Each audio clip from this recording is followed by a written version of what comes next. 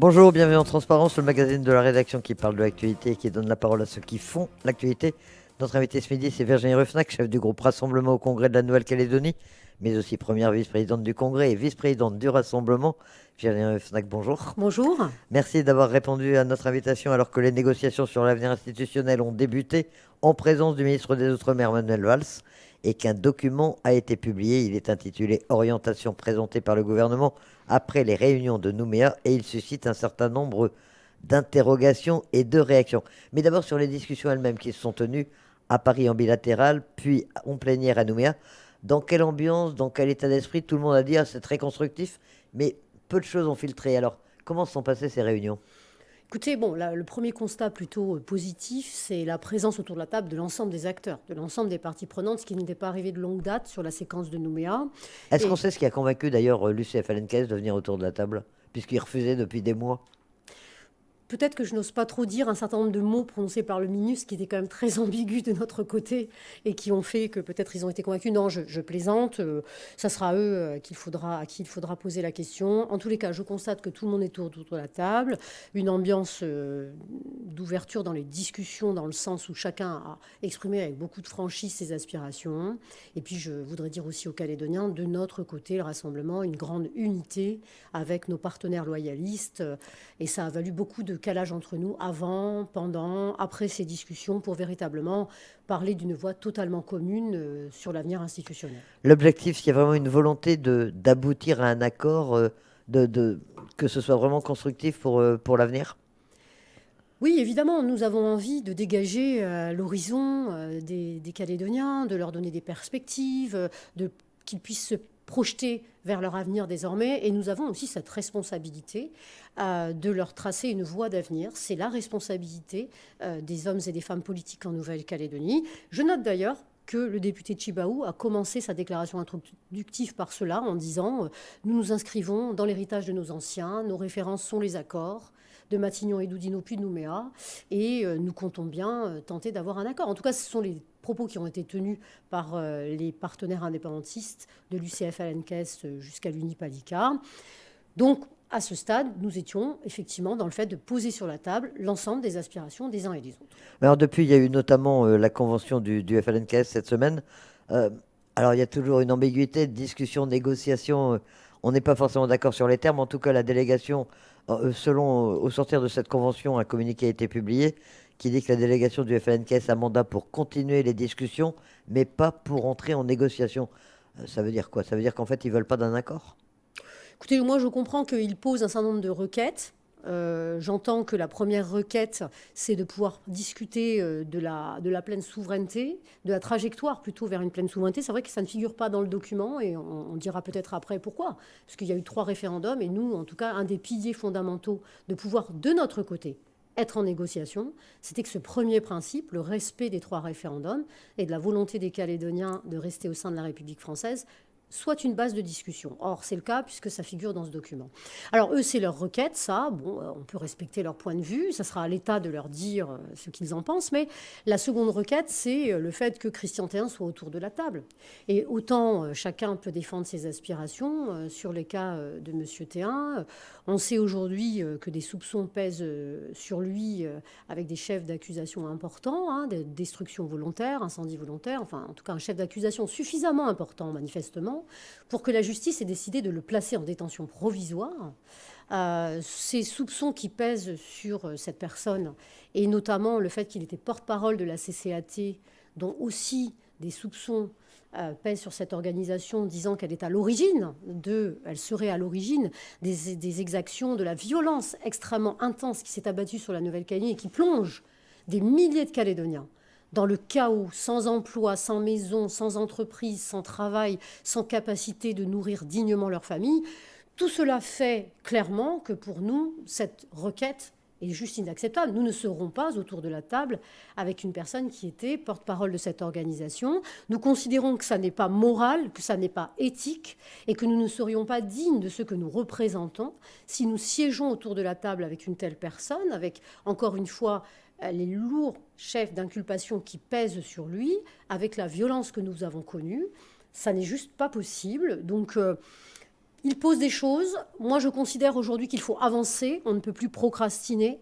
Ça veut dire qu'il faut avancer dans ces Mais à discussions. votre avis, ils vont être là la semaine prochaine ou dans 10 jours autour de la table ou si l'État n'a pas levé les conditions qu'il pose une fois de plus? Écoutez, Elisabeth, moi, je n'ai pas de boule de cristal. Et déjà, on essaye de se mettre dans la tête de l'État régulièrement, les partisans de la France, pour savoir que veut faire l'État de nous.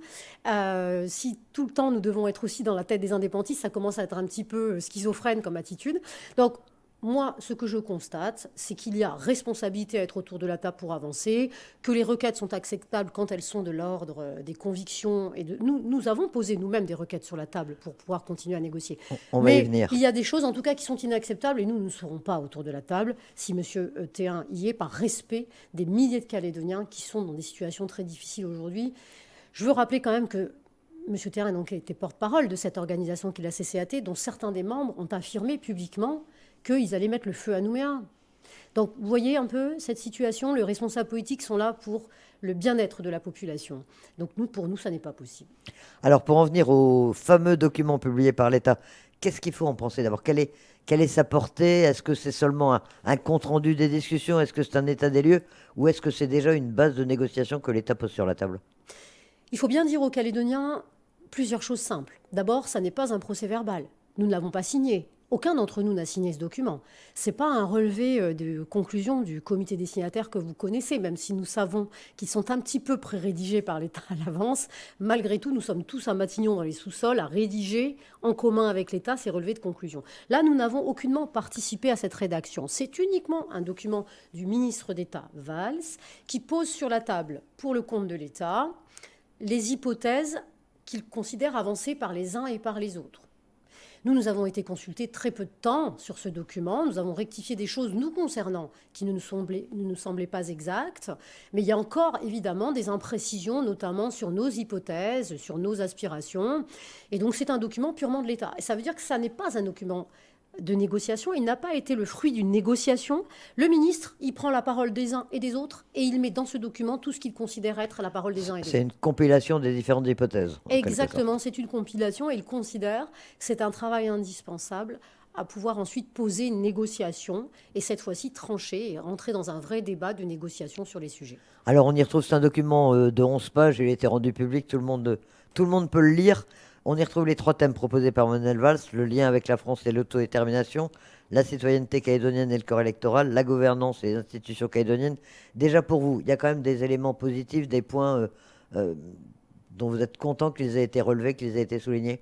Oui, absolument. Nous, il y a des points fondamentaux sur lesquels on n'aurait pas pu avancer dans la négociation non plus s'ils n'étaient pas là. Le premier d'entre eux, et je l'ai évoqué tout à l'heure, c'est le respect de l'expression des Calédoniens par 3 fois lors des référendums de vouloir rester au sein de la République, que la Nouvelle-Calédonie reste au sein de la République française. C'est affirmé dans le document. D'ailleurs, le document indique, même si certains considèrent que la 3e consultation a un goût d'inachevé, ces référendums et l'expression et les résultats sont là.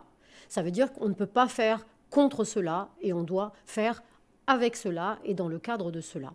Ensuite, la deuxième chose, d'ailleurs le ministre le met en 2 et non pas en 3 dans les piliers des discussions qui arrivent, des négociations qui arrivent, c'est la protection des Calédoniens qui est pour lui un devoir de l'État. C'est-à-dire l'ordre public, la sécurité. Oui, je pense que, en fait, je crois qu'il y a une conscience du côté de l'État qu'il y a une défaillance de protection des Calédoniens au début des émeutes. Pour différentes raisons, je ne reviendrai pas dessus. Et donc aujourd'hui, il a conscience qu'il ne peut pas y avoir de discussion, il ne peut pas y avoir de négociation, il ne peut rien se passer en Nouvelle-Calédonie si la protection des Calédoniens n'est pas complètement assurée. Et nous avons apprécié qu'il place cela tout de suite en 2 derrière le respect des référendums. Et puis en 3e position, c'est la démocratie et l'état de droit. On ne peut pas faire n'importe quoi. Nous sommes dans un pays, la France, qui est démocratique. Ces principes doivent s'appliquer en Nouvelle-Calédonie. Et donc cet état de droit, il doit exister. Partant de cette base, nous pouvons rentrer en négociation. Il y a un second pilier sur lequel nous n'aurions pas pu avancer, nous, du côté des loyalistes, Sonia Baquès, Nicolas Mesdorf, Gilles Brial et Alcide Ponga, moi-même, et Pascal Vittori, qui était associé à notre délégation. C'est, vous le savez, nous voulons une réorganisation de la Nouvelle-Calédonie avec la différenciation provinciale. On aura l'occasion sans doute d'en parler. Et ce principe de retour des compétences vers les provinces de la Nouvelle-Calédonie, c'est un élément fondamental sans lequel nous ne pourrons avancer également sur un accord. Ça veut dire des éléments, enfin vous avez parlé l'autre jour de de fondamentaux non négociables, il y a des points qui vous feraient quitter la table ou qui vous feraient refuser de signer un document si ces fondamentaux-là n'étaient pas respectés. Évidemment, si jamais on nous amène vers un État associé, une indépendance association, on ne C'est signera ce pas. que craignent les Calédoniens. Ils ont Mais peur qu'il y ait derrière tout cela la volonté d'arriver à une situation médiane et donc indépendance association, indépendance avec partenariat. Mais je veux ici les rassurer. Je veux ici les rassurer parce que les Calédoniens, c'est eux qui nous ont donné notre mandat d'élu. Et ce mandat d'élu, il n'est pas pour signer une indépendance de quelque forme qu'elle soit. Ça veut dire qu'en plus, il y a eu 3 référendums, ils sont exprimés. Donc il faut que les Calédoniens réalisent que dans le camp loyaliste et celui du rassemblement, nous sommes en fait là pour garantir le choix qu'ils ont exprimé du maintien de la Nouvelle-Calédonie au sein de la République française. Et nous ne renierons pas notre engagement à ce niveau-là. Il faut qu'il soit totalement assuré là-dessus. Donc, si l'État devait vouloir nous emmener là-dessus, nous ne signerons pas, donc il n'y aura pas de compromis. Bon, mais alors, c'est une négociation, bien sûr. On se dit chacun doit faire des concessions. On recherche un compromis politique. Quelle est votre marge de manœuvre finalement? Sur quoi est-ce que vous pouvez jouer? Parce que vous avez posé les fondamentaux, on imagine que les indépendantistes vont en poser aussi. Où est-ce qu'on trouve un compromis? Écoutez, déjà, je note qu'on ne parle plus d'accord dans le document, mais de compromis. Et compromis, ce sont des concessions mutuelles, par définition. C'est-à-dire qu'il faut, à un moment donné, que chacun fasse des concessions. Je veux dire que le camp de la France a fait beaucoup, beaucoup, beaucoup de concessions dans les différents accords et ces dernières années. Énormément. Nous avons fait beaucoup de concessions. Ça veut dire aujourd'hui qu'on attend aussi, de la part des indépendantistes, une avancée et qu'ils nous disent sur quoi ils sont capables d'avancer, en réalité. Moi, je crois que l'État et les responsables politiques calédoniens ont su être ingénieux pour trouver des dispositifs sur mesure pour la Nouvelle-Calédonie qui, finalement, permet de ne renier personne et de respecter le principe démocratique, l'expression, tout en permettant la reconnaissance à la fois d'une identité et d'une revendication d'une certaine façon. Je pense que nous sommes capables de ça. Mais la différence entre accord et compromis, c'est qu'un accord, on est très ambitieux, on est très large, et je pense que l'État réalise que c'est très compliqué, et que peut-être il faut revenir à quelque chose de plus raisonnable, de l'ordre du compromis. C'est peut-être quelque chose de plus limité, on va dire, qu'un accord très large. Mais dans ce compromis, eh bien, il y aura des choses essentielles. Je pense que nous pouvons y arriver. Un compromis qui permette de sortir enfin de l'accord de Nouméa. Absolument, c'est notre vocation. Vous vous rendez compte, si nous avons 2 accords et que, à l'issue de ces accords, on doit projeter les Calédoniens vers autre chose et qu'on en est incapable, c'est que là, voilà, on procrastine. C'est bien la raison pour laquelle je vous disais que quel que le soit des uns et des autres, et d'ailleurs, le ministre met en garde dans son introduction ceux qui, effectivement, ne rentreraient pas dans la démarche d'essayer d'avancer, en disant bien qu'ils seront responsables et comptables devant les Calédoniens du chaos généré par de telles situations et dans lequel chaos dans lequel nous sommes déjà. Ça veut dire que moi je considère que tout le monde doit être autour de la table, qu'on doit essayer d'avancer, qu'on doit essayer de produire quelque chose qui projette les Calédoniens. Et s'il y en a qui ne veulent plus y participer, c'est de leur responsabilité à un moment donné, mais il faut qu'on avance. On ne peut pas laisser les Calédoniens livrés à eux-mêmes de la façon suivante. Alors parmi les éléments de ce document d'orientation, la question du lien avec la France et de l'autodétermination, c'est bien sûr le point sensible, celui sur lequel les débats ont dû être les plus vifs et les plus tendus. Mais déjà, l'expression lien avec la France, est-ce que ça vous convient? Écoutez, je sais bien que les Calédoniens sont tendus sur ça. Nous aussi, si on doit tout dire aux Calédoniens, le premier jour de discussion, on avait 3 ateliers. Le premier titre de cet atelier était Plus de souveraineté. Le deuxième était Comment faire pays. Et le troisième était l'autodétermination. On a dit au ministre, nous ne nous assirons pas autour d'une table. On a dit avec les loyalistes, on ne va pas s'asseoir autour d'une table où on va travailler sur ces 3 sujets. Et donc ça a été changé entre le lien avec la France et l'autodétermination, le contrat social calédonien, et puis la citoyenneté, etc. Et ces éléments, ce sur quoi nous avons travaillé. Je sais que c'est compliqué, il faut bien comprendre que le ministre, il a aussi des mots à respecter pour que toutes les parties prenantes soient autour de la table, et que même si 53% des Calédoniens ont choisi la République française, il y en a aussi 47 qui ont voté pour le oui à l'indépendance. Donc on est dans un pays où on est obligé, dans un territoire, on est obligé aussi de concilier les deux. Ce qui est important, c'est quoi pour nous? C'est d'abord qu'il affirme que les référendums doivent être garantis. Puis vous savez, c'est vrai, finalement, on ne parle plus de pleine souveraineté dans le document, on parle d'émancipation, on parle donc...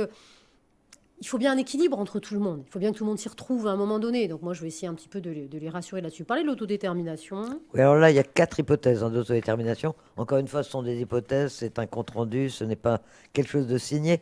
4 hypothèses d'autodétermination, mais est-ce qu'il y en a une qui est acceptable pour vous? Alors nous, l'hypothèse que nous avons posée avec les loyalistes, c'est la quatrième, hein, le statut de large autonomie, décidé en 2025, c'est-à-dire cette année, la large autonomie, hein, nous avons déjà beaucoup d'autonomie, mais c'est une très large autonomie, sans préjudice du droit à l'autodétermination, puisque l'État nous fait valoir, et dans ses principes aussi, que dans la Constitution, il y a un droit qui est toujours présent, possible, hein, pour quelques territoires d'outre-mer que ce soit, et qui est là, et que constitutionnellement, nous ne nions pas. Donc en fait, nous, c'est ça, allons-y sur la large autonomie, organisons-nous, voyons comment nous pouvons nous organiser, mais je veux mettre en garde. Nous ne serons pas dans un accord politicien, idéologique. Nous serons, nous, dans un accord, un compromis pragmatique. La Calédonie est au bord de l'effondrement aujourd'hui. Les Calédoniens n'ont plus d'emploi, nos outils de production ont été saccagés depuis le 13 mai. Nous avons besoin de redonner des perspectives, de reconstruire la Calédonie, de remonter notre économie, que les enfants de ce pays aient un travail. Et donc ça veut dire quoi? Ça veut dire que ça ne sera pas du symbolique. Nous, aujourd'hui, ce qu'on veut, c'est une voie de reconstruction de la Calédonie. Et ce n'est pas un référendum qui va nous aider à reconstruire la Calédonie. Parce que les référendums, les Calédoniens, ils n'en veulent plus. Et je vais vous dire, hein, vous savez, je ne discute pas qu'avec des partisans de la France. Hein. Et il y a beaucoup d'indépendantistes qui n'en veulent plus non plus. Hein. Qui n'en veulent plus non plus parce que vous voyez la situation dans laquelle ça nous a mis aussi, ces référendums. Nous, le Rassemblement, nous souhaitions qu'on aille vers un accord négocié comme en 88 et en 98. On n'a pas été entendu. Après le premier, on a dit ça serait bien maintenant qu'on on arrête le jeu là, puis qu'on passe à autre chose. Voilà. Et les indépendantistes ont réclamé ces référendums. Et l'État, ils les ont exigés même, les indépendantistes. Et l'État les a organisés parce que les indépendantistes les avaient exigés. Et maintenant, il s'agit donc de les respecter, puisque c'est eux qui l'ont voulu, même si nous, au Rassemblement, nous privilégions une autre voie qui mettait moins face à face, bloc contre bloc, les deux légitimités de la Nouvelle-Calédonie. Donc tout ça pour vous dire quoi? Les référendums, on n'en veut plus parce que là, on a un gros travail pour remonter la Nouvelle-Calédonie. Ça veut dire qu'il faut reconstruire.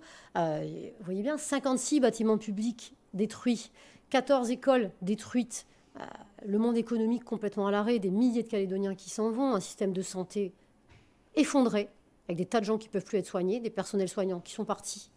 Vous savez, on avait 15 kinés au Medipôle. On en a un seul qui actuellement en arrêt maladie en plus. On a des centaines d'infirmiers qui sont partis. 20% de personnel médical au Medipôle. Encore plus dans la province nord sur le CHN. Enfin, franchement, il va falloir mettre un peu de pragmatisme là. Il va falloir arrêter de mettre le masque sur les yeux, puis regarder la situation telle qu'on est. Et donc, c'est quoi l'intérêt d'avoir plus de compétences aujourd'hui, alors qu'on n'arrive déjà pas à gérer les compétences qu'on est censé exercer? Voilà. Bien falloir un petit peu être pragmatique. Et ce mot de pragmatisme, nous l'avons évoqué avec Pascal Vittori et Alcide Ponga régulièrement lors de ces négociations. Sur la citoyenneté et le corps électoral, on sait que c'est l'un de vos grands sujets, Virginie Ruffnac. Alors là, l'ouverture aux natifs, ça semble acquis, mais on imagine que ça ne vous suffit pas, que vous allez demander davantage. Il n'est pas question pour nous de n'ouvrir qu'aux seuls natifs. Ça n'est pas possible. Comment dans une famille, par exemple, on aurait une dame qui serait la maman des enfants, qui verrait ses enfants pouvoir voter, elle ne pas voter alors que son propre mari est citoyen calédonien? C'est juste pas possible. Donc ça veut dire qu'au-delà de la naissance en Nouvelle-Calédonie, il doit y avoir le paramètre de durée. Et il y a un système qui permet de réduire cette durée. Vous savez, on parle de citoyenneté, puisque l'UNIPADICA souhaitait avoir des intérêts, montrer que ses intérêts matériels et moraux sont en Nouvelle-Calédonie. Donc, on pourrait avoir, et c'est un petit peu notre proposition, des formes de points de citoyenneté qui pourraient faire descendre, diminuer la durée exigée pour pouvoir voter. Mais il faut une durée, évidemment. Et là, vous voyez, cette citoyenneté, ces points de citoyenneté, ils pourraient être sur « j'ai acquis un bien en Nouvelle-Calédonie ». J'ai un de mes enfants nés en Nouvelle-Calédonie. J'ai un de mes parents nés en Calédonie. Je suis dans une j'ai créé ou je dirige une entreprise en Nouvelle-Calédonie. J'ai rendu des services en représentant la Calédonie dans des événements sportifs. Il y a une liste complète en fait de critères qui montrent que la personne et qui pourrait diminuer cette durée de présence pour montrer l'investissement aussi de la personne en Nouvelle-Calédonie. Est-ce que c'est pas un peu compliqué? Alors les gens ironisent sur le permis à points pour pouvoir voter. Est-ce que c'est pas Est-ce qu'il n'est pas plus simple d'essayer d'arriver à un corps glissant, comme ça avait été souhaité à de multiples reprises? C'est complètement inenvisageable, cette solution vous aviez demandé 3 ans à un moment, 10 ans glissants pour revenir aux accords de Nouméa. C'est plus une solution qui est sur la table. Le problème qu'il y a, c'est que dans les discussions que nous avons eues, même presque après, jusqu'au 18 mai quasiment avec les indépendantistes, c'est qu'eux, ils n'étaient pas sur 10 ans, parce que vous avez bien vu le sort qui a été réservé à la révision constitutionnelle, et l'État n'est pas allé au bout de cette révision constitutionnelle. On n'est pas allé jusqu'à Versailles. Et les indépendantistes étaient plutôt sur 15 ans pour certains d'entre eux. Ça veut dire que nous, ça nous paraît trop long. Ça veut dire que les gens qui ont tout un tas d'engagement en Nouvelle-Calédonie que je listais précédemment, pour nous, ils doivent voter à moins que cela. Et donc, ça a permis d'abaisser cette durée. Et puis, par ailleurs, les conjoints de Calédoniens, de citoyens calédoniens, ils doivent avoir aucune durée de présence nécessaire pour voter. Ils sont dans une famille, ils ont épousé un conjoint ou une conjointe calédonienne, ils ont sans doute des enfants calédoniens et ils doivent avoir aucune exigence de durée de présence pour voter. Donc il faut, vous me disiez, est-ce que c'est pas trop compliqué? Mais ce qui est compliqué, Elisabeth, et je l'ai vécu personnellement, c'est d'avoir un critère très flou. Vous savez, nous, on a eu le fameux centre des intérêts matériels et moraux en Calédonie. L'État avait créé une commission du centre des intérêts matériels et moraux. Moi, j'étais désignée par le Rassemblement pour aller dedans. Il y avait des représentants indépendantistes à l'intérieur et on se battait pendant des heures et des heures parce qu'on n'était pas d'accord sur les critères.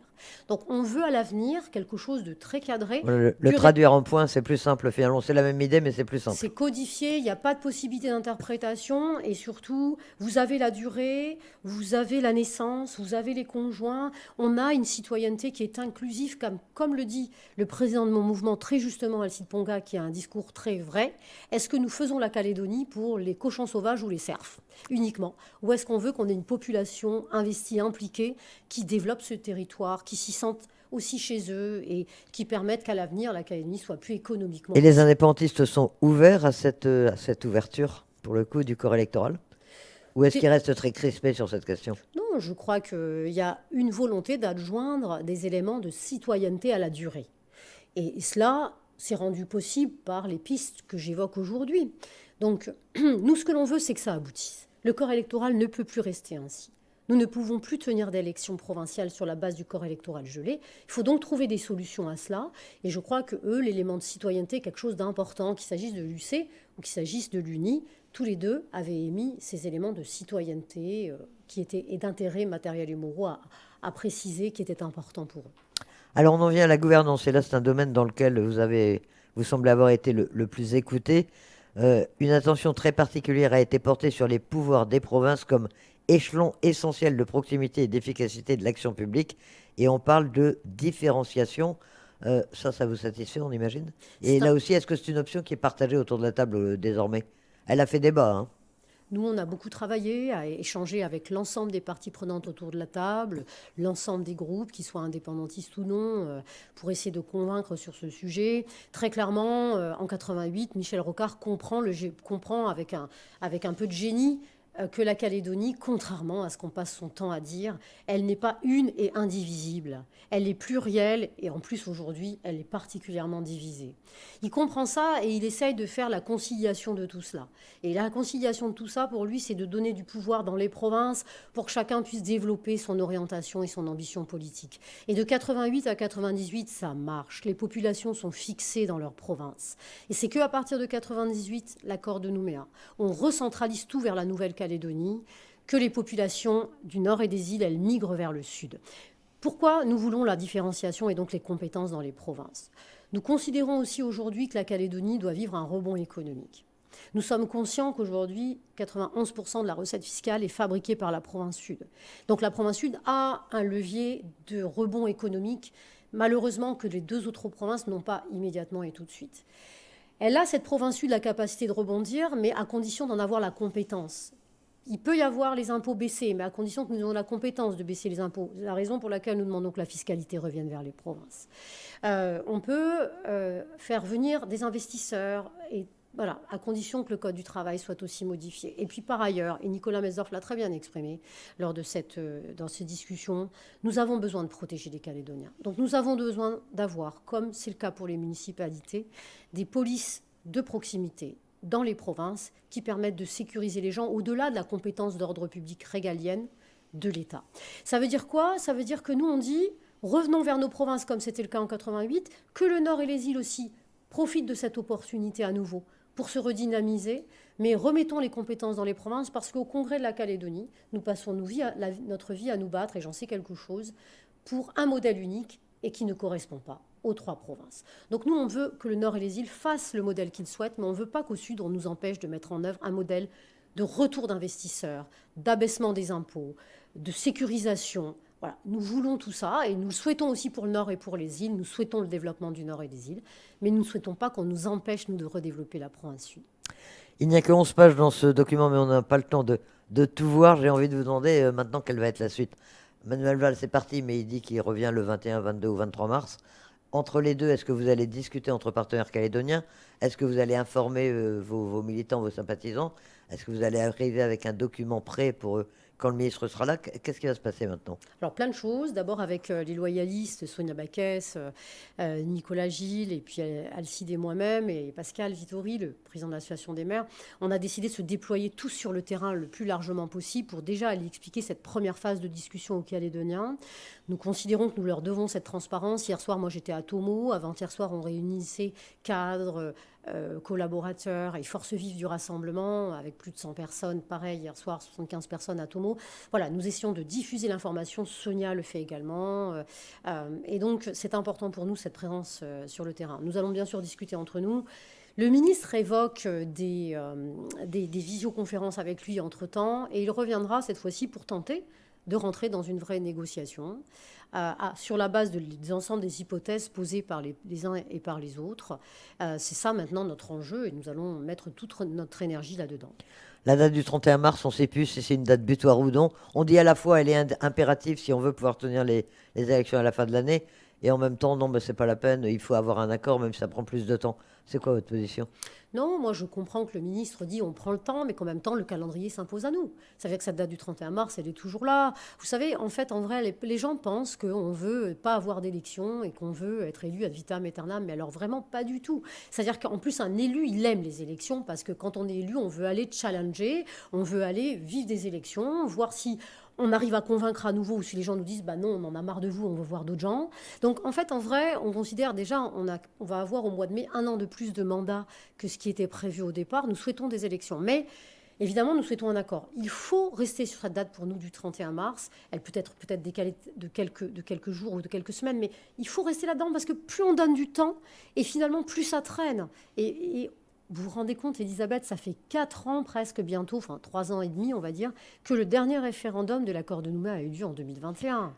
C'est quand même, ça remet en cause la capacité des élus à avancer sur les sujets. Et là, nous devons avancer. Et puis il faut un accord sur le corps électoral avant les élections, de toute façon. Et de toute façon, il faut un accord sur le corps électoral. Donc l'accord doit intervenir, le compromis politique, le plus rapidement possible pour mettre en œuvre tous les éléments de ce compromis politique. Et vous avez parlé du corps électoral, mais dans le document, il y a aussi le changement de représentation au Congrès de la Calédonie, où jamais nous n'avons su ça de l'histoire de la Calédonie. Ça n'a jamais été fait ni en 88 ni en 98, où il faut aujourd'hui 2,5 fois plus d'habitants pour faire un élu de la province sud que pour faire un élu de la province des îles. Alors, je prends souvent une analogie qui correspond bien à notre histoire et à la mienne en particulier. Nous sommes côté partisans de la France avec un boulet au pied. La ligne d'arrivée de la course, elle est là-bas à 100 mètres. On nous met un boulet avec cette surreprésentation du nord et des îles. Et puis, par contre, c'est beaucoup plus simple de faire un élu en province des îles et en province nord, et donc dans des provinces très, très largement, majoritairement indépendantistes. Ça veut donc dire que ça ne peut plus durer, et c'est dans le document aussi. C'est dans le document aussi, parce qu'il faut rééquilibrer. Et la démocratie état de droit, c'est marqué comme pilier de la négociation. Et cette démocratie fait que la population, elle doit être représentée par des élus. Et on ne peut plus avoir 59% d'élus de la province sud au Congrès, alors qu'on a plus de 75% à gérer de la population en province sud. Beaucoup de choses, on n'a pas le temps de tout voir encore une fois. Je voulais aussi vous entendre avant la fin de cette interview, Virginie Rouffenac, sur les Républicains. C'est le parti national auquel est affilié le Rassemblement. Il doit élire son président prochainement. Pour l'instant, il y a 2 candidats déclarés, Laurent Wauquiez et Bruno Retailleau. Est-ce que vous allez soutenir l'un d'eux? Comment va s'organiser le Rassemblement dans cette nouvelle campagne électorale, campagne interne là? Écoutez, non, Alcide Ponga, président du Rassemblement, moi-même, vice-président du Rassemblement, le secrétaire général Jean-Anne Courteau, nous allons organiser ces élections très loyalement et ça nous empêche de nous engager dans la campagne de l'un ou de l'autre. Le Rassemblement, à son dernier congrès, avait près de 1100 adhérents lorsqu'on a élu Alcide Ponga. C'est un vote interne, donc seuls les adhérents du Rassemblement peuvent participer à ce vote. Et par conséquent, nous allons organiser 2 comités de soutien en interne pour chacun des candidats. Je veux rappeler qu'on a ici 2 personnalités de grande qualité, je dirais, à la fois Laurent Wauquiez, qui est le président d'une grande région Auvergne-Rhône-Alpes et qui a fait des choses assez extraordinaires dans cette région qui fonctionne très bien, et donc qui est quelqu'un qui sait gérer, et avec des positions d'une droite incarnée sans aucune ambiguïté. Et puis on a Bruno Retailleau, qui est un grand ministre de l'Intérieur aujourd'hui, avec également des positions sans ambiguïté. Donc nous avons 2 très bons candidats pour la présidence de notre famille. Qui sont tous les deux venus en Calédonie, d'ailleurs. Oui, qui connaissent tous les 2 très bien la Calédonie, que nous avons accueillis en Nouvelle-Calédonie tous les 2 à plusieurs reprises. Et donc, par conséquent, nous allons organiser loyalement cette élection pour nos militants, avec évidemment des bureaux de vote à cet effet, pour qu'ils puissent voter en proximité, avec un vote électronique, vous savez, qui est parfois un petit peu difficile. Ah, il faut être à jour de cotisation, enfin vous donnerez, j'imagine, toutes les modalités. Oui, bien sûr, il faut être à jour de cotisation le 5 avril, donc on a une grande campagne actuellement, effectivement, de renouvellement pour ceux qui ne le seraient pas. Et effectivement pour que l'ensemble de ceux qui le souhaitent puissent participer à ce choix important pour notre famille politique. Alors hier, Georges Naturel a annoncé qu'il allait présider le comité de soutien à Bruno Retailleau. Est-ce que ça s'est fait en concertation avec vous, avec le Rassemblement en tout cas? Non, mais je rappelle que Georges Naturel n'est plus membre, a quitté le Rassemblement il y a déjà plusieurs mois, voire plusieurs années. Par conséquent, c'est un soutien en dehors de la famille du Rassemblement qui finalement est le parti affilié aux Républicains au niveau national et qui fait les 1100 adhérents que je précisais précédemment. Ça veut dire que voilà, il le soutient, il est sénateur LR, tant mieux, mais en tout cas, nous, le Rassemblement, c'est le vote interne qui est là, puisque ce sont les militants qui sont appelés à choisir, et nous aurons effectivement 2 personnalités qui soutiendront chacun des candidats, et nous le ferons de manière très équitable, de façon à ce que vraiment nos adhérents soient totalement libres de leur choix. Beaucoup d'échéances donc à venir encore, donc cette élection qui va venir assez rapidement, la reprise des négociations autour du ministre des Outre-mer, le Congrès, vous arrivez aussi à vous y concentrer et à y travailler. Je rappelle que vous êtes première vice-présidente. Première vice-présidente et puis présidente du groupe Rassemblement au Congrès, bien sûr. Alors écoutez, oui, on est très très occupé au Congrès. Pourquoi ? Parce que le président du gouvernement, Alcide Ponga, a mis en place une méthode qui rompt avec la méthode du précédent président du gouvernement, c'est-à-dire qu'il est en contact permanent avec le Congrès. Nous avons eu avant-hier un séminaire budgétaire et financier où enfin il est venu avec un grand nombre. C'est la première fois, on avait 8 membres du gouvernement présents lors de ce séminaire d'une journée entière, où l'ensemble des données de la Nouvelle-Calédonie ont été fournies aux conseillers du Congrès. C'est une chose unique, on n'a jamais eu ça au préalable, c'est-à-dire l'ensemble des situations. Alors, ce n'était pas une journée très gaie, car les critères sont effectivement très, très graves, enfin, dans une situation difficile. Néanmoins, ça nous permet vraiment d'agir. Et vous voyez, ce soir à 18h, eh bien, il associe Alcide Ponga, le président du gouvernement, les chefs de groupe du Congrès à une visioconférence avec la mission reconstruction.